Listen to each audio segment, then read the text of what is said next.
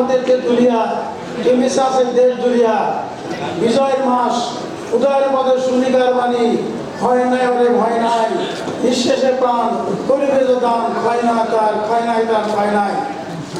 আসলে পরন্ত গলায় ক্লান্ত মন কথা বলার সুযোগ পাবো কতক্ষণ। বার্ষিক সাধারণ সভার সময় উপস্থিতবৃন্দ আসসালামু আলাইকুম। আমি কিছু যেহেতু একটা বিভাগ এবং আমার প্রোডাক্ট কিন্তু যাদের কাছে বিক্রি করব তারা কিন্তু এই হাউসে সবাই আসেন, এই জন্য আমার দু একটা কথা না বললে নয়। আসলে আমি 1 বছরের যাবতে টেক্সটাইলের দায়িত্বে আছি। এখানে আমাদের ঋণ স্থিতি ছিল ডিসেম্বর মাসে 18,51 লাখ, আর এখানে অক্টোবর মাসে দ্বারা আছে 25 কোটি 28 লাখ, 6 কোটি 76 লক্ষ টাকা আমার ঋণ স্থিতি বৃদ্ধি পাইছে এই 10 মাসে, আর 9 মাসে বৃদ্ধি পাইছে 18 কোটি, অর্থাৎ প্রায় 4 গুণ বৃদ্ধি পাইছে 10 মাসে। ডিসেম্বর 23 মাসে ছিল 2,88,00,000, আর অক্টোবর মাসে আমার নিট আয় 1 মাসে দাঁড়িয়েছে 16,40,000, অর্থাৎ 1 মাসের ব্যবধানে 13,52,000 টাকা আমার নিট আয় কিন্তু বৃদ্ধি পাইছে। এরপরে সদস্য ভর্তি 14,617 জন ডিসেম্বর 23 পর্যন্ত, আর আমার অক্টোবর মাস পর্যন্ত 15,877 জন 1220 জন ভর্তি হয়েছে এই 10 মাসে, যেখানে 9 বছরও তাই হয়েছে। আর ঋণ বিতরণ 6 মাসে যা হয়েছিল আমার দায়িত্ব গ্রহণের পূর্বে 5,31,45,000, আর আমার 6 মাসের দায়িত্বকালীন হয়েছে 9,59,75,000।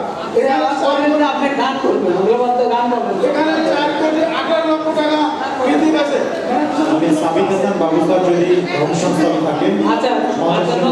আমি কিছু এই স্টাফদের হয়রানি যাতায়াত খরচ যাতে না হয়, যাতে রাস্তার মধ্যে ঝুঁকি না হয়, ছুটি নিতে না হয়, এবং টেক্সটাইলের পরিধি বৃদ্ধির বিবেচনায় 1 জানুয়ারি থেকে কোনো স্টাফকে ঋণ নেওয়ার জন্য এই টেক্সটাইল বিভাগে আসতে হবে না, এবং 1 জানুয়ারি থেকে এমবিপিএস নেওয়ার জন্য কোনো স্টাফদেরকে টেক্সটাইল বিভাগে আসতে হবে না। আমি এফটিএর মাধ্যমে ব্যাংকে অ্যাডভাইস দিয়ে আমি তার স্ব অ্যাকাউন্টে এই টাকা স্থানান্তর করে দেবো, এবং ঝুঁকি বিমা বিতরণ থেকে সমন্বয় করা হবে। এই জন্য কাউকে আসতে হবে না। এটা একটা নতুনত্ব। আরেকটা হলো সফটওয়্যার। আমি দায়িত্বে আসার পর যখন বললাম যে বকেয়া কত টাকা টেক্সটাইল বিভাগের 18 কোটি টাকার মধ্যে, কেউ বলতে পারে না কত স্যার আমাদের সাবসিডি রেজাল্ট ভালো লাগার নাই। তা আমি বললাম তাহলে আমার আয়নার সামনে দাঁড়িয়ে যদি নিজে চেহারা দেখতে না পারি, আমার চুল কোন দিকে আছে, আমার ড্রেসটা ঠিক আছে কিনা, তাহলে আমি নিজেকে কেমন মূল্যায়ন করবো মানুষের সামনে? তাহলে আমার টেক্সটাইল বিভাগের যদি আমি তথ্যই উপস্থাপন করতে না পারি, তাহলে আমি তো কিছু তথ্য পাবো না এবং ভিতরে কি হচ্ছে ওটা বুঝতে পারবো না।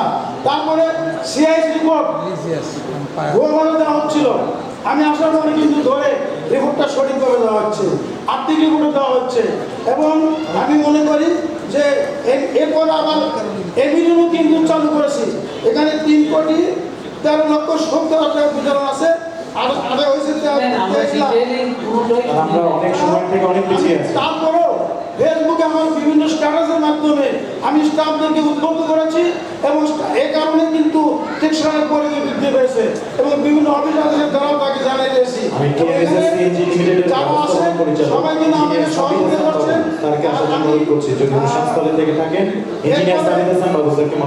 শেষ করবো, আসলে লিডারশিপ এবং নেতৃত্বের বিষয়ে কিন্তু একটা কথা হচ্ছে। যিনি মহোদয় বলেছেন যে ম্যাডামের সেকেন্ড ম্যান লিডারশিপ কে হবে, নেতৃত্ব কে দেবে, আসলে এইগুলির বিষয়ে আমি একটা ফেসবুকে স্ট্যাটাস দিয়েছি, আমার আইডিতে গেলে কিন্তু পাবেন। তার মধ্যে কিছু তথ্য আছে: সততা, দক্ষতা, আন্তরিকতা, পরিকল্পনা, কমিটমেন্ট, তারপরে সাহস, ঝুঁকি গ্রহণের সক্ষমতা, উপস্থাপনের পারদর্শী, ন্যায় বিচরণ, তারপর অর্জনশীলদের মূল্যায়ন করার বাধ্যতা থাকতে হবে। এই গুণাবলী যদি থাকে তাহলে সে একজন লিডারশিপ হতে পারবেন। আর একজন লিডারশিপের সামান্য ভুলের কারণে হাজার হাজার লাশ করবে, আর একজন লিডারশিপের জনবান্ধব বক্তব্যের কারণে হাজার হাজার লাশ থেকে জীবন রক্ষা পাবে। লিডারশিপের কিন্তু এগুলি মানে নেগেটিভ দিকগুলো বললাম, ঠিক আছে? আমি আর দ্বিতীয় করবো না। আমার যেহেতু ম্যাডাম একটা গান গাতে বলছেন, আমি দুই লাইন করবো। যদি আরেক জনম আমি পাই গো, সে জনমে তোমাকে চাই গো। যদি আরেক জনম আমি পাই গো, সে জনমে তোমাকে চাই গো। এ জনমে তুমি হলে না আপন, প্রেমের নামে শুধু ভেঙে দিলে মন।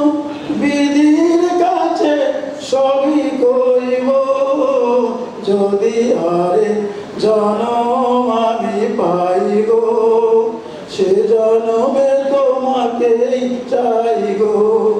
যদি আরে জনম আমি পাই গো, সে জনমে তোমাকেই চাই গো। সংক্ষিপ্তভাবে প্রতিক্রিয়া ব্যক্ত করার জন্য অনুরোধ করব জনাব আবু আসলাম, উপদেষ্টা টিআইবি। এদিকে পরিচয় হোক, এদিকে অন্য ডিপার্টমেন্ট আছে। আমি এলাকার সিএনজি টিএমএসএর সিএনজি আসলাম স্যার টিএমএসএর সিএনজি কেউ থাকছে আসে। হিসেবে তৈরি করছি এবং উনি একজন সফটওয়্যার অভিজ্ঞ এবং উনি হিসাব কর্মকর্তা হিসেবে দায়িত্বে আসেন এবং উনি যাতে আমার অনুপস্থিতিতে ওই বিভাগের ভূমিকা রাখতে পারেন এই হিসেবে তাকে এখানে নিয়ে এসেছি। ধন্যবাদ ধন্যবাদ ধন্যবাদ।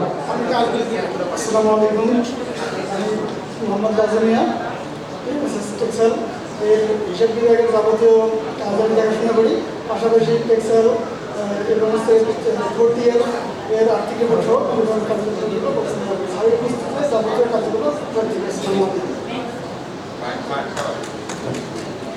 মানে সম্মানিত অতিথিদের